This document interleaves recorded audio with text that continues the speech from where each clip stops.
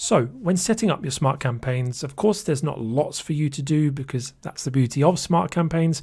However, it is good to know some key parameters that you can put into your smart campaigns to make sure that they get off to a good start and start optimizing as quickly as possible. So I'm going to run you through a live setup of a product that I'm going to start using smart campaigns for. It hasn't had a lot of ad spend on it yet, and so it provides a real good opportunity for smart campaigns to do their thing. So you're going to get a screen that looks a little bit like this. You're going to come to your Amazon advertising dashboard, and all you need to do is click Smart Campaigns at the top, and you're going to come to this Campaign Creator dashboard here. You just need to go and grab your ASIN from Amazon, pop it in this box here, and then also your SKU in here. Putting that information in is going to help this system grab the metrics it needs from the other areas of the system.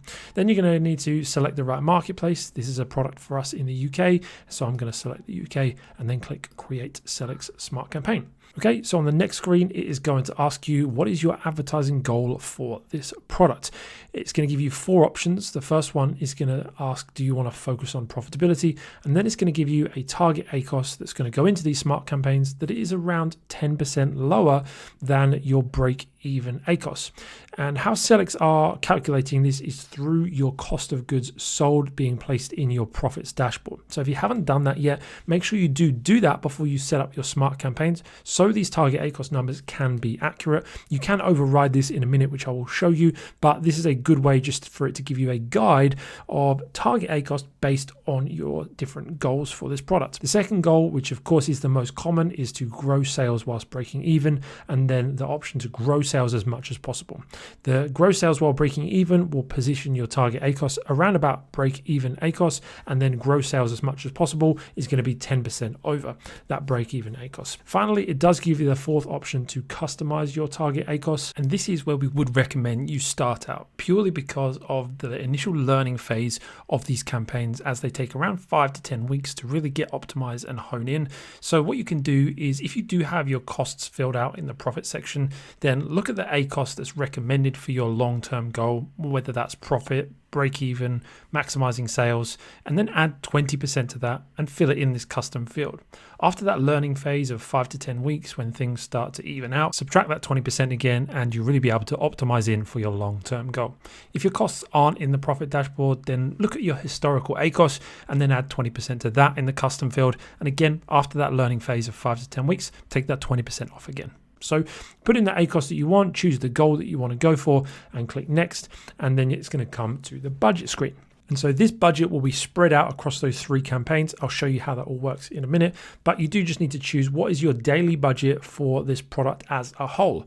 So have a think about your budget for the overall PPC spend for this product.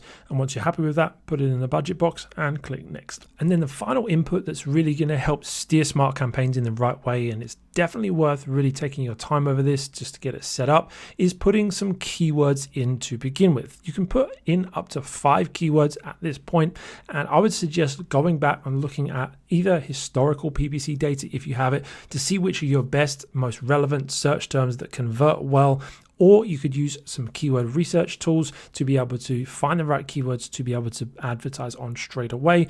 But these are going to be your seed keywords that are going to help really optimize this early on. So we're going to put those keywords into these boxes and then move forward. And then finally, the Smart Campaign dashboard is going to give you an overview of what it's about to set up. So you've got an auto campaign and 2 manual campaigns. As you can see, the budget is broken down based on the amount of ad groups within the campaign, and the keyword automation and bid automation settings are shown there for you too. Let's go through these very quickly individually. Firstly, you've got your automatic targeted ad group, and this has keyword automation on because you're getting keywords harvested from this ad group and moving them up into more targeted ad groups. And then of course, bid automation is going to move your bid up if it sees opportunity because of a low Acos, or bring it down if it's getting too expensive. This campaign here is going to have 3 ad groups, and that is going to allow us to really test out some keywords in the broad match and move them up into the exact match, and then also your product targeted, your individual ASIN targeted campaign.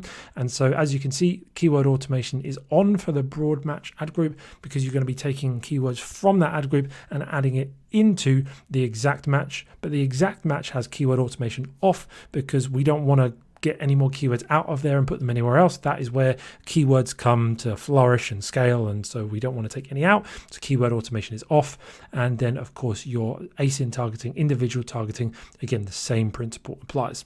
Finally, you've got a separate campaign for your product category targeting, and this has a £10 of that £50 budget. Again, because it's just got one ad group, it's a bit smaller on the budget, but your keyword automation to harvest those ASIN targets into your individual ASIN targeted campaign is on, and your bid automation again of course is on. You can see down the bottom here, Sellics best practice campaign structure does give you a bit of a visual diagram to show you how these 3 campaigns are structured and how the targets are going to be moved in between these different ad groups. So that is how you set up your smart campaigns and feed it with the right information in order to get it off to a good start. In the next video, we'll look at how you can begin to assess these smart campaigns moving forward as they start to run.